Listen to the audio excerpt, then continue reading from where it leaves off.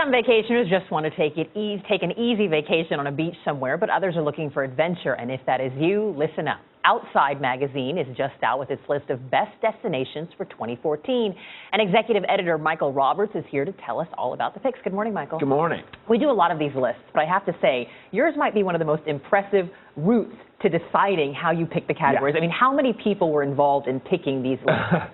I don't have a number for you, but we start out by reaching out to a really big network of correspondents across the planet. So this is photographers, writers, videographers, adventure travel guides and operators, hotel operators, and we say, send us your list. What are the best things happening in travel this year? And then we sit down with our two most experienced travel writers, people who've been everywhere, and we make our definitive picks, and that's the Outside Travel Award. All right, so let's take a look at some of your favorites. The first is the best river trip, and you say it's British Columbia. Yeah, the Choco and Chilcotin rivers in British Columbia.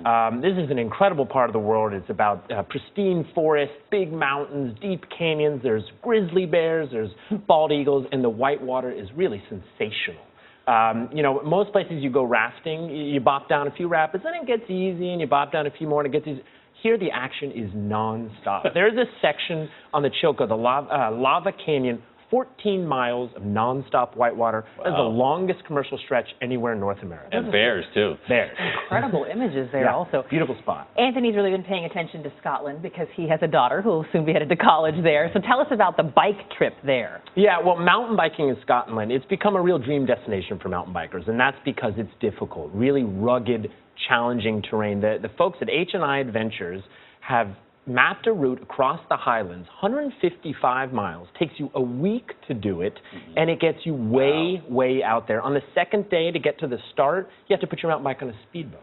And then the whole thing ends up ends up in Applecross, which is home to the Applecross Inn, one of the best pubs in all of Scotland. There's some nasty-looking hills there. Yeah. Fun for some, though. Yeah. All right, you picked Ecuador as the best adventure hub. Yeah, you know, what an amazing country. About the size of Colorado, but it packs in so much. Volcanoes, glaciers, high-altitude peaks. There's Amazon rainforest, cloud forest. There's a coast with surfing. And the little town of Cuenca, Ecuador, this quaint colonial town, about 8,500 feet in the Andes. You can do just about all of it from there. Cochitambo, there's world-class rock climbing. There's a national park nearby for hiking. The list keeps going. I'm excited that you included a subject on this on just food. Yes. So if I want to take a good foodie vacation, where should I be looking? Well, we got really excited about Belgium this year. You know, most people, when they think of foodie trips, they're trying to pair wine with their foods. They end up in France and Italy. Great trips. In Belgium, it's about beer. So this is the beer capital of the world. We get so excited about craft beer in the United States. They've been doing craft beer for centuries in Belgium. And the food that goes along with it, hearty fare, venison, wild boar, croquettes, the little pastries filled with potatoes. And that's not just food, of course, it's fuel. So we recommend a biking trip there with Ciclismo Classico, 250 miles, fuel up, and then burn it off. 250 miles. I mean, I've done that, but that's not for every man. All right.